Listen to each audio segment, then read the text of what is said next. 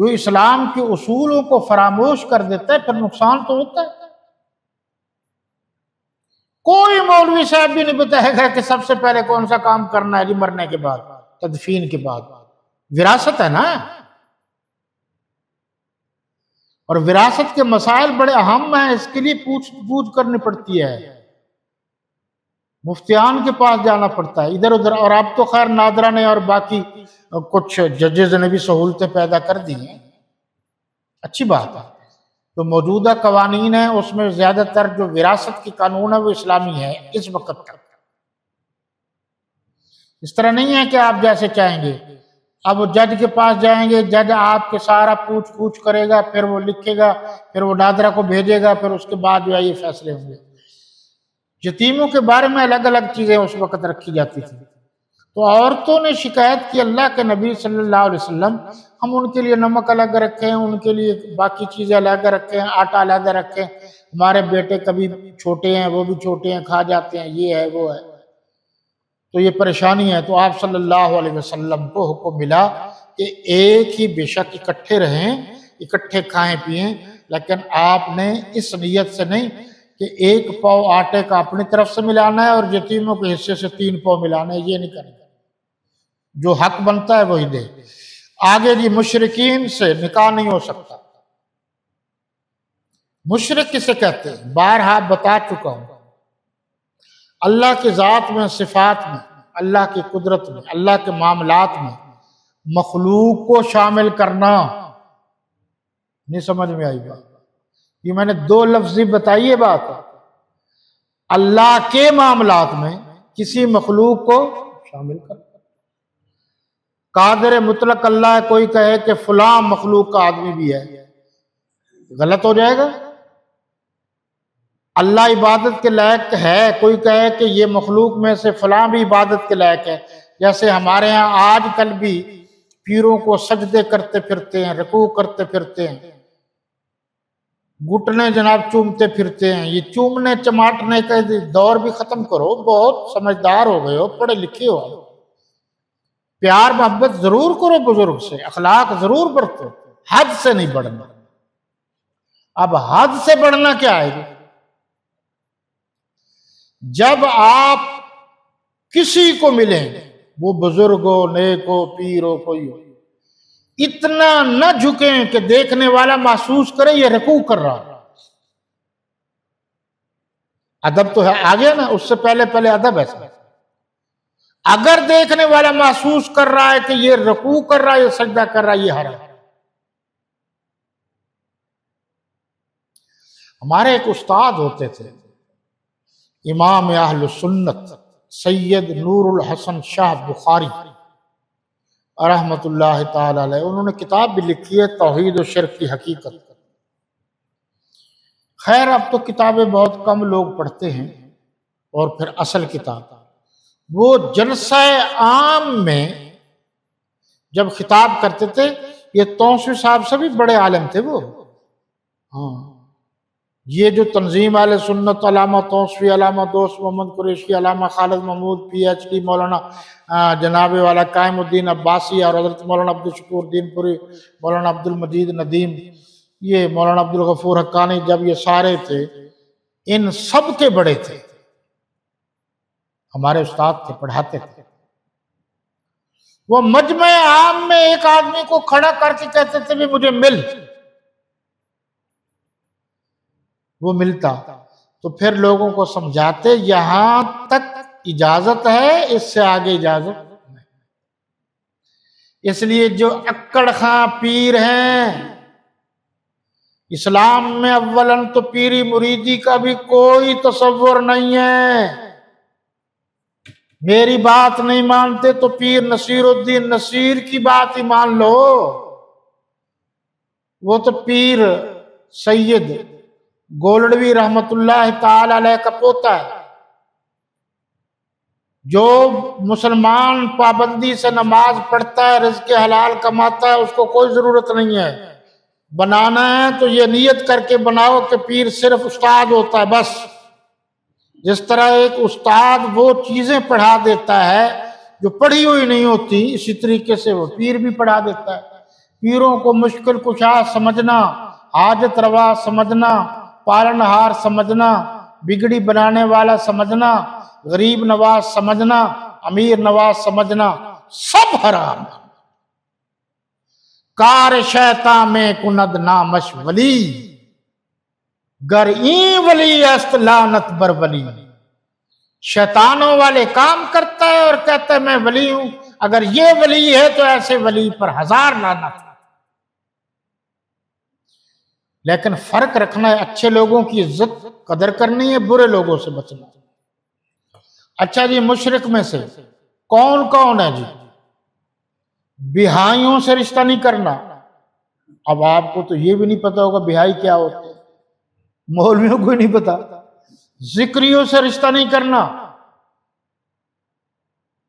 مرزائیوں سے رشتہ نہیں کرنا، رافضیوں سے رشتہ نہیں کرنا، منکرین حدیث سے رشتہ نہیں کرنا۔ اب جو یہود و نصارہ کتابی سے رشتہ تھا، اب وہ بھی ان کی کتابیں تغیر و تبدل ہیں، علماء منع کرتے ہیں ان سے بالکل رشتہ نہیں کرنا، نہ لڑکی دینی ہے نہ لڑکی لینی ہے۔ حضرت ابو درداء رضی اللہ تعالیٰ عنہ کی روایت میں نے پڑھی ہے، یہ ذخیرۃ الجنان فی فہم القرآن، مولانا سرفراز خان صفدر رحمۃ اللہ تعالی علیہ نے 30 جلدوں میں تفسیر لکھی ہے۔ ایک کا حوالہ دے رہا ہوں، اس پر خرچہ ہے جی 30,000 ایک پر۔ تو اس اعتبار سے میری کتابوں کی قیمت لگائیں ذرا۔ میں نے زیادہ تر قرآن مجید کی تفسیریں رکھی ہیں، زیادہ تر، اس کے بعد باقی بھی ہیں۔ آپ ذرا غور کیجئے، علم ایسے نہیں آ جاتا۔ آپ لوگوں کو میں منتیں کرتا رہتا ہوں، فون کرتا رہتا ہوں، محنت علیحدہ کرتا ہوں، باقی علیحدہ کرتا ہوں، پھر جا کر آپ تک کو تھوڑی بہت بات پہنچتی ہے۔ اب جس کی علمی سطح جو ہے وہ بالکل زیرو ہے، وہ تو کہے گا کہ عبداللہ خادم بڑی سخت بات ہے۔ اب جو 5-10 دفعہ سن لیتا ہے پھر اسے پتہ چلتا ہے۔ اس میں یہ حوالہ موجود ہے۔ حضرت ابو درداء رضی اللہ تعالی عنہ کی بیٹی شہزادی بچی جوان ہو گئی، تو رشتہ داروں نے، آج کل کی بات نہیں اس دور کی، اب تو رشتہ دار ڈنڈیاں ہی مارتے ہیں نا، انہوں نے رشتہ تلاش کیا، بہت اچھا رشتہ تھا، بچہ بھی اچھا تھا، ماشاءاللہ خاندان بھی اچھا تھا، سب کچھ، اور آ کر کہا کہ میں نے وہ رشتہ تلاش کر لیا ہے۔ رشتہ داروں نے کہا آپ ان کو رشتہ دے دیجیے۔ حضرت ابو درداء رضی اللہ تعالیٰ عنہ نے فرمایا میں رشتہ نہیں دیتا۔ کہ کیوں؟ فرمایا وہ پیسے والے لوگ ہیں، ذرا یہ بات بھی غور سے سنیے، پیسے والے لوگ ہیں، ان کے پاس نوکرانیاں وکرانیاں ہیں، میری بچی جائے گی تو کام نوکرانیاں کریں گی، یہ ساس سسر کی تو خدمت نہیں کر سکے گی، تو ہم تو جنت سے محروم رہ جائیں گے۔ آج تک آپ نے کیا سنا کہ ساس سسر کی خدمت ہی نہیں ہے؟ یہ جو تھوڑی سی پڑ جاتی ہیں نا بچیاں، خاص کر مذہبی لیول کی مدارس سے، ان کے دماغ کی خرابی کسی یونیورسٹی کی سٹوڈنٹ سے کم نہیں ہوتی۔ ہاں، آپ کو واسطہ نہیں ہے نا۔ تو ساس سسر کی خدمت کرنا جنت میں جانے کا سبب ہے۔ آپ صلی اللہ علیہ وسلم نے فرمایا یہ جو گھر میں کام کرتی ہیں نا عورتیں، گھریلو کام، یہ عورتوں کے لیے جنت میں جانے کا ذریعہ ہے۔ اور آپ صلی اللہ علیہ وسلم نے موٹی موٹی بڑی چیزیں رشتے کے لیے 4 رکھی ہیں۔ یہ آج کے درس کی آخری آیت کا خلاصہ ہے۔ پہلی چیز جو ہے وہ حسن دیکھا جا سکتا، جس نے زندگی گزارنی ہے، موقع مل جائے یا اعزاء و اقرباء سے بتائیں تو رشتہ داری میں، رشتہ داروں میں کف میں، فقہا نے لکھا ہے کف میں رشتہ کرنا بہتر ہے۔ مجھے بھی اس عمر میں آ کے یہ بات پسند آئی ہے اور میں نے غور کیا ہے کف کیا ہے۔ کف میں بہت سارے معاملات آپ خود جانتے ہیں کہ یہ ہمارا کزن ہے، یہ ہے، یہ ہے، یہ ہے، یہ کرتا ہے، یہ ہے، جو نیا ہے اس کے لیے تو وقت چاہیے، اس کی باتیں آپ تک پہنچے گی تو وقت چاہیے۔ نمبر 1 حسن دیکھا جا سکتا ہے، نمبر 2 خاندان دیکھیں،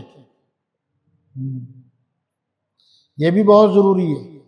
ہر قوم کے، ہر خاندان کی تربیت معاملات علیحدہ علیحدہ ہوتے ہیں، پھر گڑبڑیں ہوتی ہے۔ آپ کا اپنا خاندان ہے تو خاندان میں رشتہ کرنا سب سے بہتر ہے۔ مجبوری ہو تو باہر جا سکتے ہیں۔ آج کل بہت سے سادات بھی باہر جا رہے ہیں، یہ جائز ہے۔ جو لوگ یہ کہتے ہیں سید اور غیر سید کا نکاح نہیں ہوتا، وہ غلط کہتے ہیں۔ اللہ کے نبی کے کلمہ پڑھنے والے امتی مسلمان کلمہ خواں جہاں بھی ہیں، کوئی معاملہ ہے تو وہ رشتے ناطے ہو سکتے ہیں۔